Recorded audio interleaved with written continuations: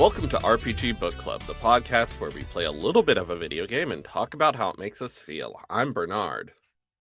And I'm Trish. Sam fucked up. He did. He didn't. Let's razz him. He didn't finish the game in time. He got too busy. His schedule got away from him. He had, family and life events to focus on instead of video games. What a loser. Couldn't be me. Could not be me. Today Sam will not be joining us, and instead of continuing our discussion of Persona 3 Reload, we are playing the 2022 RPG Franken by Splendid Land.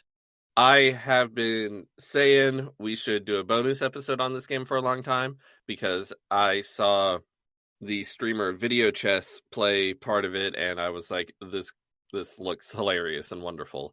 I'm not actually familiar with Splendid Land's work apart from this. I'm not either. From what I see, apparently they do a webcomic called Mega Man Sprite Comic, which is a parody of Sprite Comics. It's not in my wheelhouse, but they made a good RPG. I like this game. Yes, I like this game too. But before we talk about it, how was your week? How was my week? Pretty good. Yesterday, I went to... This is the dumbest thing to bring up as, a thing I did in the week, but it really is one of the, two things we're talking about. Me and my wife went to Walmart. I haven't been in a Walmart in... It feels like over a year. First of all, this Walmart was one of I don't know, super centers or something. I don't think I've ever been in one this big before. It felt like the way your childhood self imagines a normal department store to be, because you're young and small, and so they feel enormous and gigantic and expansive and full of just a million square feet. It's like that in real life. And I picked up, I was mostly just there for dumbbells because I want to, I'm going for kind of a butch look. I'd like to kind of get some arm muscle back, because HRT sapped some of that. I mean, it wasn't like I had a ton to start with, but so I'm working on that. Got some new makeup, got a couple new shirts and things like that. Just small things, but it was a nice little trip. And the only other thing worth talking about is that as part of my previously mentioned working on my name change thing, I have successfully paid almost $200 to have the legal notice in the local newspaper being like, hey, this person's changing their name. I forgot that was a thing. That's so weird. I have to pay $180 so the Southbridge Evening News can run a thing informing everyone that I am legally changing my name. That just so any creditors or debtors, whatever the fuck, just giving people a notice. I guess it's a weird thing, and the fact I have to pay for it is dumb. But whatever, I'm doing it. So that's the next step. I gotta wait to get the slip in the mail, my receipt, and then I can send that in. And then with that sent in, either they will just be like, cool, you did it, here's your name change, you're legally Trish now. Or they will be like, you have to appear in court and tell a judge why you want your name changed. I really hope it's not the second one. But if it is, I'll deal. Mm-hmm. What's up with you, Bernard? So, on Friday, my friend took me to see Maria Bamford perform in Austin for my birthday. I say for my birthday. My birthday was in February, and he bought tickets to see her in March, and I was so excited. And then it got delayed for several months. I don't know why, but so I just now, the other day, got my birthday present from February, which is funny. But Maria Bamford is probably currently my favorite comedian, and her work has been so important to me because hearing her talk about OCD is how I learned what OCD is, and learned that, Mhm. oh, that sounds a lot like me. And then I talked to mental health professionals, and they were like, oh yeah, that's OCD you got there. Congratulations, you got pools of blood in your stomach. Um, Oh no. so yeah, it was amazing. Uh, I nearly cried when she stepped on stage, because I was so Aww. happy and excited. Um, when we arrived, we went up to the host with our tickets, and they were like, and they turned to the person taking people to seats and were like, "We got a table in the front row, right?" And they were like, "Yeah." So they took us to the front row, and I was like, "Oh my god, am I going to get crowd worked? Oh no!" But no, she crowd worked someone else. I was like, Yay. "I'm not sure if I'm up to being crowd worked." I know the name Maria Branford, but I wasn't super. Honestly, when you said tickets, my brain was like, oh, like a musician. No, a But comedian. honestly, that sounds great. I haven't been to see a live stand-up comedy show in a while, but I have been to a few. And going to see a comedian you love live is so wonderful, and I'm really glad you had that experience. Yeah, I think it had been so long since since I had done something like that. I think the last time I saw any stand up was probably like in 2016 or something. But the last time I went to see like a uh big name comedian who I was a fan of would have been when I was in studying abroad in Paris in college, which is a fun story. So I'll tell it really quick. At a I was at the school where we studied in, um at when I was studying abroad in Paris, and I was just talking with my schoolmates, and I mentioned uh Eddie Izzard bit, and then someone who worked at the school was like, "Oh, Eddie Izzard is performing in this city this week, right?" And I was like, "What?" Holy crap. So I looked it up, and yeah, she was performing in a really small venue in the red light district. uh so I got tickets to see Eddie Izzard perform a show entirely in French in a really tiny uh venue. It was amazing. I love it. um anyway, that's all I have. Okay then. I can't think of anything either, so I guess we'll listen to some of the kick-ass music from this game, and then I will start talking about it. um Apparently, I was like, when I was playing the game, I was like, I'm pretty sure this isn't original music, and then it got to the credits, and it was like, uh here's all the music credits, and so it's not I guess I'll just choose some of the songs they used. Yeah, I didn't my in my brain I was like, oh, this game for an indie game has such an incredible soundtrack. I love this. And then it wasn't until before this when I went to go look up the soundtrack, I was like, oh, this is all music from like 40 years ago. Cool. Yeah, because this is not a commercial game. This is a free game that you can No. find on itch, and you should, because it's great, and it takes like 30 minutes to an hour to play. But Yep. I have a question for you, Trish. Have you played Final Fantasy IV and or For the Frog the Bell Tolls? I've played 4, not the other one. Okay, because when I was playing this, I was like, wow, this is just those two games in a blender with some weird humor. Oh, I mean I'm there's a sure you lot of noticed. fourth. I mean there's also a lot of Dragon Yeah, Quest. There's also a lot of like they're playing with a lot of RPG tropes. absolutely. Uh, but So Sid Final you're not Fantasy wrong about the IV is in there. no, it's what you mean with all the Specifically that moon one. stuff? Yes. Anyway, Okay. yes. Mhm.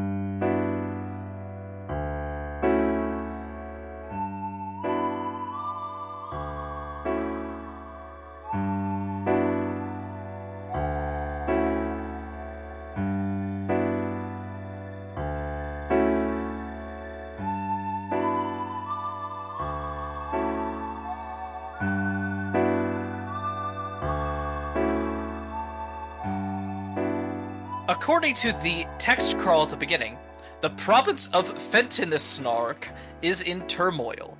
Monsters lay in wait throughout the land, waiting for innocent passers-by to randomly encounter them. What's more, the arrival of the dreaded Hell's Night, foretold by the scrolls of the great wizard Trobe, signals the beginning of the lunar prophecy in which the entire world could be plunged into eternal night. It might just cause the latest crossword puzzles to become more difficult, but I'd rather not take that risk. Neither outcome is good, because I think the current ones in the newspaper are challenging but ultimately fair, and I really don't want to get frustrated by them. Anyway, King Cleve has sent out various warriors to scout for evil beasts, creatures, ghouls, anything kinda like that, in the hopes that this great calamity can be averted, or at very least mitigated temporarily so it could be someone else's problem in the future. After that opening crawl, you get to name your protagonist, the hero who was sent out to save the world, or whatever, whose sprite really reminds me of like the characters from the Daft Punk anime, which I could have looked up the name of, but I didn't. I named my protagonist Trish. What'd you name yours, Bernard? I named mine Burb in all caps. I love it. Well, now that they have a name, Trish heads off into a forest to fight some monsters before returning to town. Battles in this game are dead simple. The monster has a set amount of hearts, so do you. When you enter battle, you attack, and damage them equal to your current attack power, and then they attack back, and then you rinse and repeat till one of you's dead. If you win, you level up, and that gives you one more heart of health. And after you're done with the battle, all your hearts refill. Fighting and killing some slimes gets you out of this forest and leads you to be ambushed by the Hell's Knight, who taunts you ruthlessly before attacking you. You can't hurt the Hell's Knight, but they can almost kill you in one hit. However, they choose not to finish you off, instead leaving you to continue your quest, because, like, reasons, you know? It's better to leave you to stew in defeat or whatever. This odd mercy lets us go see the castle where King Clebe rules from the opening, where there are some very funny jokes about like power and hierarchy and class structures, but there's also some fat phobic jokes, so c'est la vie. More importantly, you can go to the town where you can talk to a bunch of people and laugh at a bunch of silly stuff, but you can also pick up a new sword, which increases your damage by 1. But not all is for the better. Once you leave the town, the Hell's Knight appears again, approaches where you just left, and destroys it all, because they're so evil, and it's all your fault. Now the town you're from is destroyed. But, like, I'm pretty sure every single NPC in the town actually 100%. escapes, and they do escape, and they're in the leopard zone, and I'm pretty sure it's every single NPC shows up there. Yeah. So it's fine. But that doesn't matter. What matters is your hometown was destroyed, and it's your fault. With no other choice, the way behind you nothing but ash and cinders, you press forward, fighting more monsters who you could only kill with your new sword, and reaching a branching path where there are 3 different ways you can go. Though, really, there's only one correct path, because you see, while this game is evoking the style and story tropes of 8-bit RPGs, in practice, its battle system being so simple makes it a puzzle game, where you just have to figure out the right order to do the fights that leaves you with enough health and attack power to survive and move forward. Yes, this is very much like For the Frog the Bell Tolls, which is a game that we covered on this podcast a long time ago. It is a Game Boy game where it looks like an RPG. It has a battle system, but the battle system is not actually real. It's just like a test to see if you've gone and done everything up to this point in the game. And, fascinating. I think it's a really fun concept. Yes, I like it. And I was when I was playing, I was like, this has to be they have to be directly referencing For the Frog the Bell Tolls with this, and it's listed as one of the influences in the credits. So, oh yeah. For now, you head towards a cave where you meet Condor, who likes knives. This is clearly the cocky rogue type character who seems aloof but becomes a true companion. You know, seen it a million times. Condor helps you out through the cave, but then when you reach the boss at the end, Bloodman, and that vile creature uses the last of his strength in a very poorly drawn attack, which kills Condor. The rogue acts like this is nothing, but you watch as Condor's bleeding, broken body fades, and you've lost your companion. Oh well, I didn't like Condor that much anyway. However, once you leave the cave, you can run into someone who is looking for Condor because just how cool the rogue is and how bright a spot Condor shines in her life, only for Trish to explain, oh no, she died in a cave. Wait, she? Condor's a butch woman? Never mind. Top tier character. I'm with this girl. Condor's death is in fact actually a tragedy. Anyway, the reason that you went through all of that was to get a magic shield, which protects you from dragonfire, which is great because in the opposite direction on the map, there is a dragon who's guarding a sword upgrade. Using the shield reflects the fire back at the dragon, making this fight extremely easy, or rather possible at all. So you can take the gold sword and move on. Using this new sword, you can go and defeat the bomb boss, Dodon, who is menacing an innocent airship owner named Balgus. Using your new gold blade, you're able to defeat Dodon before she would explode, saving the life of this bearded gentleman. Also, I'm going to pause. I'm using whatever pronouns feel right. Some of these characters do have established pronouns. Some of them, I'm just going off their vibes. I'm just going to say I might be getting some of them wrong. Mm-hmm. Anyway, he tells you about all the trouble he's had just because he owns this airship, that it constantly puts him in danger. So he just gives it to you to help you on your quest. He wants to make a spaceship, one with a wave motion cannon or something. Clearly, though, that is not meant to be, because as you go towards the airship, a bunch of Hell troops, led by a Hell commander, is sent to kill Balgus. He doesn't go out alone, and uses the bomb to take out all the enemies with him. And you are free to take his airship wherever you want. And yes? It should be noted, his sprite does look a whole lot like Sid Final Fantasy IV. And Sid Final Fantasy IV also sacrificed himself with a bomb. I love it. I love it too. From there, you need to head out and get the 3 orbs so you can enter the Hell Tower. I mean, there's also a lot of other things you can do if you want. There's so many things to find on this map, but the 3 orbs are what are necessary. First up is the green orb, protected by the 3-man, who looks like the number 3. You cannot reduce his health below 3, which seems pretty bad as you keep attacking and doing no damage, and he starts wailing on you. But then your HP reaches 3, and that's actually all he wanted out of this fight, so it ends and you can take the orb. The red orb is guarded by Cerberus. However, this mighty canine sort of slacked off and didn't finish his fight design. But let you try what he has already. It's not impressive. It's just using the earlier scorpion design, but palette swapped, and it just does the dragon attack. You win really easily. He doesn't really care. He just lets you take the orb, but promises that if he ever finishes his fight, you'll show it to you later. Last up is the blue orb, guarded not by an enemy, but by the great wizard Traub from the opening, who tells you a story of ancient times, which is another full-screen text crawl that I am not going to transcribe this time. The point of it is, the sun and the earth and the moon were all happy once, but then the moon got jealous because the moon doesn't make life or have life, so the first eclipse happened, and they ended up sorting that out by giving the moon a god, Eclipson. However, despite being very powerful, this god couldn't make life and was just alone on the moon. The end. And then Trobe dies of old age and you get the orb. With all 3 orbs, you can approach the tower and fight the tower guardian. After whooping the guardian's ass, he decides to pretend he was Trish Guardian the whole time. That way, he didn't fail in his task. He was just trying to protect me from stepping into the tower where I will certainly die. Anyway, it's time to go into the tower where we will certainly die. There are, of course, enemies and puzzles and switches in the tower, plus a mad scientist named Dr. Heckle, who's definitely not foreshadowing for anything. But getting past all of those takes you to the top, to see Hell's Knight. While you've certainly gotten a lot stronger, you're not really capable of defeating them. But neither are they capable of defeating you. Even once they get you down to 1 heart, they can't seem to bring themselves to deal that final blow, and neither can you strike them down in turn. It turns out, Hell's Knight is really Chibe, your beloved childhood doll. Chibe apologizes, and Trish does the same, feeling bad for whispering swear words to the toy as a child. It's so good. I love it so much.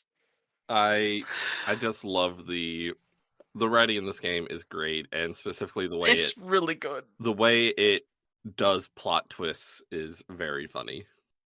Mm-hmm. After Trish grew up, Chibe just wanted a chance for life on their own. And then someone from the moon came and offered it, but tricked them by turning Chibe into Hell's Knight. Now that they've remembered who they really are, they'll head up to the moon teleporter so you can follow them, and together you can take down the one who's behind all this. So you teleport up to the moon. There's a lot here. It's easy to get lost. But you quickly learn Chibe is dead. The one behind everything heard their plans to betray, so they used the teleporter to disintegrate that empowered doll, and now you have to find that last enemy in their palace. So you go do that. And you find Eclipson from the story, who's got a boob out, and they only ever wanted to create life, and if they can't have that, they'll just wipe out all life on Earth to get revenge. So you fight, and they're a god and pretty much undefeatable. It's really rough. They do a bunch of cool attacks, and it seems like Owl's lost. But then a giant wave motion cannon hits the god. It's Bulgus! Not only him, Condor's back too, and Chipe, and that cat wizard. How? Don't worry about it. With all their powers combined, you're able to defeat this god for like 10 seconds. They're a god, they just come back. But you didn't press them, so they won't fight you again. Instead, they send out their champion, for you see, they were able to make life after all with the help of Dr. Heckle. Frankenstein! Hence the name of this game. You fight Frankenstein, but you just aren't able to win, and your friends aren't helping you anymore for some reason. However, at the end, Trish realizes that there's a better way to win than through violence, and so attack becomes kiss. And after kissing Frankenstein, Trish says that they should get married, and Frankenstein is down for that. So the game ends with a wedding, and everything's great, and all the characters you talk to or defeated from throughout the game are there, and we get our happy ending. Yay! I love this game. It's great. Listen to some more tracks before we talk about our memorable moments.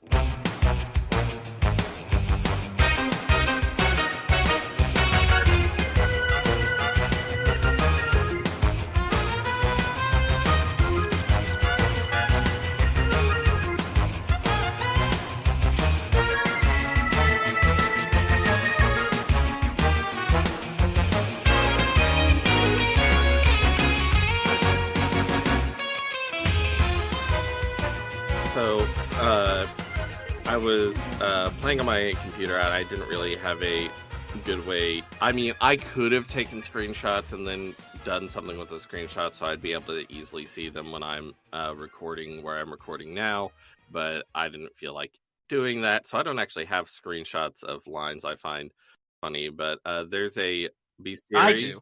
that you can look at, and if after you fight the final boss, Franken, you look at it, you can see Frankenstein's entry, which explains that they're called Frankenstein because they were Frankensteined together from different parts, which I find very funny. It's so funny. It's such a ridiculous, circuitous thing. I did screenshot. Here's the thing: is I don't know how to. I don't know what button accessed the bestiary, so I didn't look at the bestiary the whole game, and I feel really sad about that. It is the escape button brings up a menu that pretty much just has the I bestiary was in it. afraid to hit the escape button because there's some, RPG Maker-esque sort of games where if you hit the escape button, it just closes the game. Yeah. And so I'm always terrified to hit the escape button. Oh, gosh. But yeah, there's so many funny lines and things in this game. Here are a small sampling of them. First of all, when you're out with your airship, you can run into Meagle. And Meagle is this woman who you go up to her and she just says, "I'm exploring the world in search of love. I want to have a wife or to be a wife." Which, so real. I hear you, girl. Also, there's this whole plot with this dude who you run into in the town where his girlfriend, who, by the way, a lot of the names in this game are like one letter off from a real name in really ridiculous, silly ways. And his girlfriend is one of them, but I can't remember it, and I didn't screenshot anything that had her in it, so I'm sorry. It's a funny name, but anyway, she's really into him, but he can't date her because she has the same sprite as his mom, and that's a little confusing. And so there's later, like, you run into them in Leopard Zone, and his girlfriend and his mom now have they both have amnesia and don't remember which one is which what the and he is now dating a leopard, Yes. and at the wedding at the end he's with this leopard, and when you talk to his mom, she says, "I'm so glad my son-in-law is a leopard because I'm a bit of a cougar myself." Drinks a big glass of wine. I loved that line, and I love the leopard men. Same. Also, there's this dude who's like a black and white sprite of him lounging. He was apparently hidden on the map when you have the airship. I never saw. There's a lot of things I didn't find with the airship that I saw when I was looking at a walkthrough for the notes. Um, you can't talk to him or interact with him. He's just there. Yeah, And I so, saw him so and I was a little confused. I was confused. And then during the final battle, when all of your teammates are adding their power to yours to make the big sword that you used, like it's a galaxy sword or whatever, he's one of them. Yes. He lends his power, even though I don't know who he is. And then at the wedding, he's there, but he's in the wall where you can't interact with him. Mm-hmm.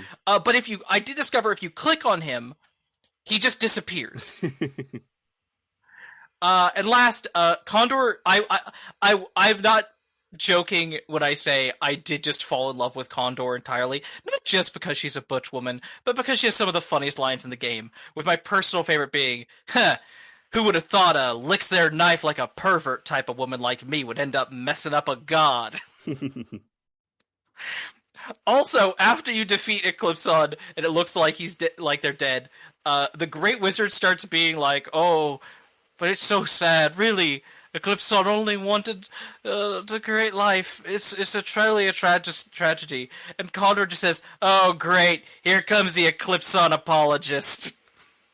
It's just because Condor is constantly bringing up and just like, like Chibe's there and helping out. It's like, excuse me, you killed like 1 million people. Yeah, Chibe comes back as Heaven's Knight, and Heaven's Night. yeah, Condor's like, "What did you even do to redeem yourself? You killed like 1 million people." And Chibe says, "I turned good is what I did." It's honest. It's so. This game is hilarious, and I adore it. But honestly, I would say almost as much, or maybe even more, than the writing, which is just generally good. Again, like my one writing complaint is that the evil king, who's the whole joke, is that he's just doing nothing and a waste. He's the top. Like, there's a lot of good jokes about hierarchies are bad and stuff, which I appreciate. But they also try to communicate that with him being fat and very gluttonous, which I'm done with that as a writing shorthand. I think that's just harmful more than it helps anything. So I didn't appreciate that. But otherwise, the writing of this game is top notch. But just as much, if not more, the soundtrack to this game is incredible. Which, as we said earlier, is not original music. It is a collection of music from a number of things. And holy crap, I am so happy I have this playlist now to play with, because I can use this for so many fun things. Also, it makes me want to listen or watch the anime Space Battleship Yamato 2199, because apparently it has a lot of great music. Yes. So I was on the itch page for this game, and I saw someone say the battle system is a little too rudimentary. If you have X item What? or Y level, you literally cannot lose a fight. And I'm just like, oh my, how can you play this whole game and not understand the bit? I don't.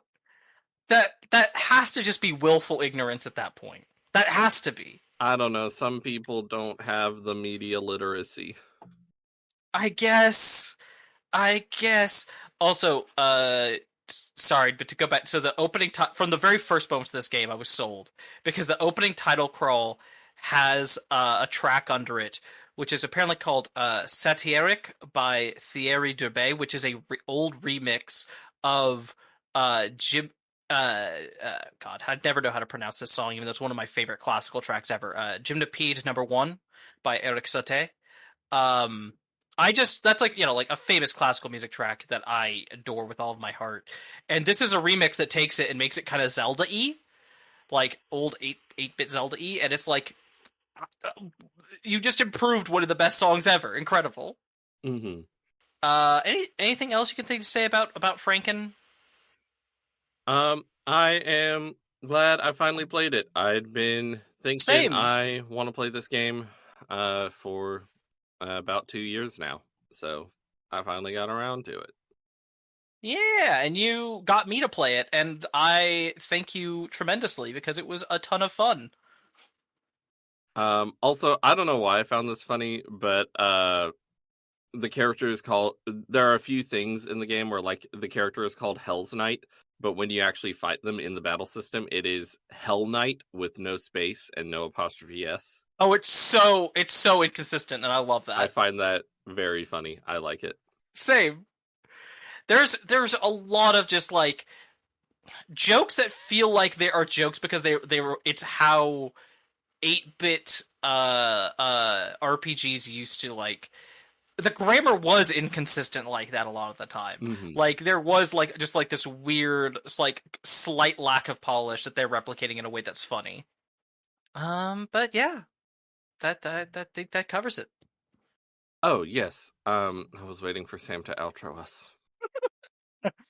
Um. Okay. If you liked what you heard, you can head on over to www.rpgbook.club and toss us some cash to help us cover the cost of running the show. If you sign up for a monthly contribution, you'll get some extra benefits. For $1 a month, you'll be on the Gadabout tier and get access to our bonus feed, where this week we play some more Star Ocean 2, the second story R, and I talk about how I was really sleepy the whole time. You'll also get access to our polls to choose which game we play next. $5 a month gets you into the Warrior tier, where you'll get all of that. Plus, I'll also read out your name. The names that I am reading out this week are It's Claire Time, Frost Terror, Dragon Slayer 19, Floris, Keldron, Freddy Rodriguez, Aaron 524, and Jfro Prime. And at $20, you are a luminary, and you also get to shout out a sentence of your choosing each week. Shout out to El Tantavi, who wants you to check out Aftermath.site, a worker-owned, reader-supported news site covering video games, the internet, and the cultures that surround them. Shout out to Vimk, who wants you to play Legend of Legaia, which currently is in a poll on our Ko-fi, our website, or whatever, against Radiata stories. So you can either vote for Legend of Legaia to make Vimk happy, or you can vote for Radiata stories to not do that. Either way, it's your vote. And shout out to Carr, who is a dentist. So he isn't plugging a website, but rather your own mouth. And he says to brush your teeth twice a day. Most importantly, the time before you go to bed. For RPG Book Club, I'm Bernard. And I'm Trish. Toodaloo, folks. Bye bye.